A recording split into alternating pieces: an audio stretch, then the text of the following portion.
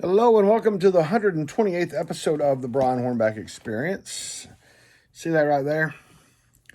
My buddy Ronnie Collins gave that to me Friday at the Motley Crue Community Luncheon. He found that either at an estate sale or a thrift store. He goes to Carm a lot. If y'all haven't gone to the Carm thrift store, you can find a lot of good stuff there. But anyway, he found that, and of course, I guess he thought about me. Those of you that know me know that anything that's political in nature, I'm going to gravitate toward it. And really doesn't matter if it's Republican or Democrat. But that right there, at the bottom of it, on the burst, it says paid for by the Alexander for President. We're assuming Susan Richardson Williams was there at the Motley Crue lunch, so she saw it after I got it. We're assuming that's from the 96 presidential race. Lamar ran for president twice. He ran in 96 and ran in 2000 in the Republican primary. 96, he announced on the steps of the Blount County Courthouse. And so I was there. Susan, I believe, was there. Daryl Akins, my buddy, was there, as was a lot of people. But I didn't think about it before I started doing this podcast. I've got a hat downstairs that's Alexander Come On Along hat for president that I got in 96. So anyway, my buddy Ronnie Collins, thank you, sir. I think I've thanked him a couple of times on Facebook, but there it is in the podcast. So anyway, what are we going to talk about today? Talk about what's going to happen tomorrow. Tomorrow, Mayor Jacobs, his budget that he presented last Monday on May the 8th, will be in front of County Commission for a budget hearing. And then they'll have the Finance Committee meeting, budget hearing at 2, Finance Committee meeting at 3, or after the budget hearing. What the budget hearing is where a lot of the office holders, department heads come and they talk about what the mayor has proposed. Most of the time, for the last 4 budgets that the mayor's put out, let's see, that was 19, 20, 21, 22, yeah, 22. And so this is 23. So this is his 5th budget.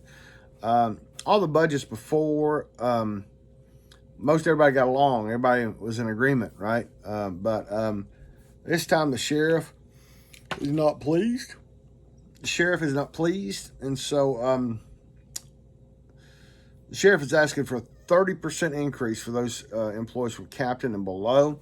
And he's asking for 10% for captains and above and 5% for his civilian employees. It's a big step. The school teachers, the school employees are getting 4%, and the general county government employees are getting 3%. The sheriff's making the argument that, he has a real need. It's a crisis.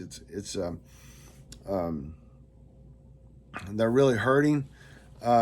Mayor Jacobs this morning was on WBIR, that's the NBC Channel 10 affiliate here in Knoxville, on Inside Tennessee. And, he talked about what he's done in the last 4 budgets. And in the last 4 budgets, he's increased Sheriff's Department more than 25% in their pay. He's given them more than $6,000 in bonuses. And so, and one thing that the mayor said this morning is that it wasn't a crisis. One thing the mayor said this morning was it wasn't a crisis last year, but it's a crisis this year. But in the last 4 years, the mayor has probably done more for Sheriff's Department employees than any mayor before him, and county executive for that matter. So in the history of the Knox County Charter format, in the history of the Knox County government, we've had Dwight Kessel. We've had Dwight Kessel was the county executive. We had Tommy Shumpert, that was the county executive. Mike Ragsdale was the county executive. And then that's when the term got changed to county mayor. And Tim Burchett was county mayor, and now Mayor Jacobs. So here we are on our 5th county mayor. county executive, county mayor, and you know, I can say that from what I've watched, and I've been watching county government pretty closely since about 1990. Mayor Jacobs has done more than anybody. One thing that Sheriff Spangler talks about is that that's critical, that a lot of employees are leaving to go to other departments. A lot of employees don't want to come into the profession because of George Floyd and now Tyree Nichols. George Floyd was from up north, Detroit, Minnesota, somewhere up in there. Tyree Nichols was in Memphis last year. So I get that, okay? But at the same time, you don't see what's happening at other agencies. You don't see what's happening in Knoxville, at Blount County, at Loudoun County, at Union County, Anderson County. Again, it needs to be worked out. 30% is an awfully big feat. You're looking at a property tax increase. If the Sheriff's Department were to get a 30% increase for captains and below, 10% for captains and above, those folks that are in that category of 10% that the sheriff's asking for, we're talking about people who are making about $100,000 a year. Now, granted, they've been there a while, they have a lot of responsibility, but talking about 10% of $100,000. I mean, that's a lot of money. So that's what's going to be happening Monday with what's going on in Knox County government. Ultimately, if the county commission were to go along with the sheriff, they have to identify where the funds for that is going to come from. I am told that $1 million is now a penny and a half. No, I'm sorry. A penny is now $1.5 million. So for every $1.5 million it's going to cost, that's going to take you up to close to, you got to take a penny of the tax rate to get to $1.5 million. So that's a lot of money. And so we haven't had a tax increase here in Knox County since about 99. So not sure that we're going to be there, but the sheriff is saying that if he doesn't get what he wants from county commission, he's going to go to Chancery Court, and then it'll be up to a judge to determine that. And then they'll have to then determine what services they would have to close. This morning on WBR, the mayor talked about the fact that we're only obligated to operate 3 solid waste convenience centers. So which ones will they close? We have about 6, I believe. We have the one in West Knoxville off Dutchtown Road. We have the one in Halls, the one in Powell. We have the one in Gibbs, Corrington. We have the one in Carter, and we have the one in South Knox. We got 6 of those. We're only obligated to run 3 of those. So where would those go? Libraries, what libraries would we close? Senior centers, what senior centers would we close in order to make up that money if the sheriff were successful in his lawsuit? I anticipate that lawyers would have to be brought in. I've been told the sheriff's hired someone out of Nashville, and I've been told that the mayor has some firm out of Atlanta. So again, we're going to be paying attorney fees, not from Knoxville. Will be from another area. But as we talk about this, it is interesting that we have the Lamar thing, but as you always know, my hero, Kaz Walker, when he was a city councilman, he punched another city councilman. That's the infamous picture that made it on Life magazine. So maybe that's what we're getting to in Knox County government. But I don't know. Let's talk about briefly, before I let you go, what's going on over in South Knoxville at Bauer Field. Found out through the Facebook group called South Knoxville Speaks Out that a volunteer coach has been relieved of his duties with the Bauer Athletic Field Association. Apparently coached 12 and under youth, but apparently he sent a 2-page email with about 30 pictures of the conditions of Bauer Field. Bauer Field is used to be owned by the Bauers that founded and began Camel Tents, had a manufacturing facility over there. That property has since been sold to a developer that wants to build a lot of multifamily homes on that property. They bought the Bower Field property about a year ago, April of last year. The county entered into a lease. So the property's owned by Thunder Mountain, but it's supposedly managed by Knox County. This coach sent a 2-page letter with about 30 pictures of problems at Bower Field. County Commissioner Carson Daly, I guess, took some offense to it and contacted the Bower Field Athletic Association, and the person was terminated from their volunteer coaching position.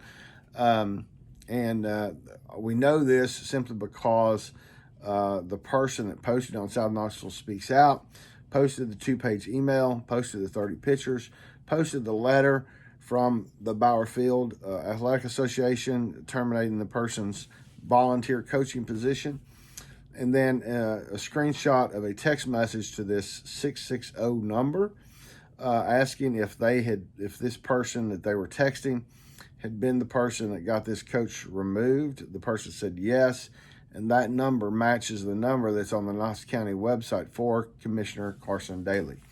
All that to say, it's very unfortunate that a commissioner would get involved in ratting someone out who was trying to improve the park conditions at Bower Field.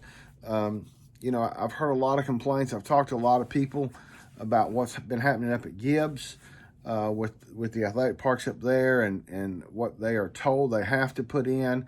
They're told what color to paint things up there by the parks department. Now we have this situation with a county commissioner involving himself in the successful appointment of a volunteer coach. Then now someone has posted on my story on Facebook where I shared this information that apparently the park conditions at Carter are equally as bad. So it just begs the question, what are the parks doing when it comes to taking care of all the fields in Knox County? So with that said, that's an issue that's going to be percolating, I suspect. And, we just need to make sure that every park, I live in West Knox County, the parks are handled pretty well down here simply because much of the population is down here. But for what happens here and happens in Carnes, that same consistency needs to happen in all areas of the county, no matter the socioeconomic, no matter the population. The Parks Department should run like a McDonald's. When you go to a McDonald's, the Big Mac has typically tasted the same, whether you went to a McDonald's here or whether you went to a McDonald's 5,000 miles away. The same should be said about our Parks Department. Now, things could change if the sheriff is able to get his 30% raise. Then obviously parks positions are going to be cut, libraries are going to be cut, solid waste collection facilities are going to be cut. A lot of things are going to be cut to make up for the money that's going to come from that. What we also need to consider is the UOP, the Uniformed Officers Pension Plan. The UOP, to match that 30% increase, if they were to get it, either by agreement or through going through court action, how much money is that going to be? I'm being told that for the first year, it'd be $10 million. The second year, and every year thereafter, it totals up to $60 million. So we're talking about a $70 million investment just to maintain the UOP. That's not including what it would cost to pay for the actual 30% increase. So again, where's that money come from? All that to say that the kumbaya that we've had in Knox County with the sheriff and the mayor getting along may be coming to an end. And one thing that the sheriff probably hasn't considered yet is that as he goes, if he does file court action. And he does go into court proceedings to try to get this 30%. There's no guarantee that the judge doesn't decide to look at the UOP, doesn't decide to look at the fact that what the voters approved was a 75% payout, but they're paying a 90% payout. And the insurance, and all those other things that happen with some of the changes that have happened in the UOP since the voters approved it. So could that can of worms be opened up? It's possible. Maybe not likely, but it's possible.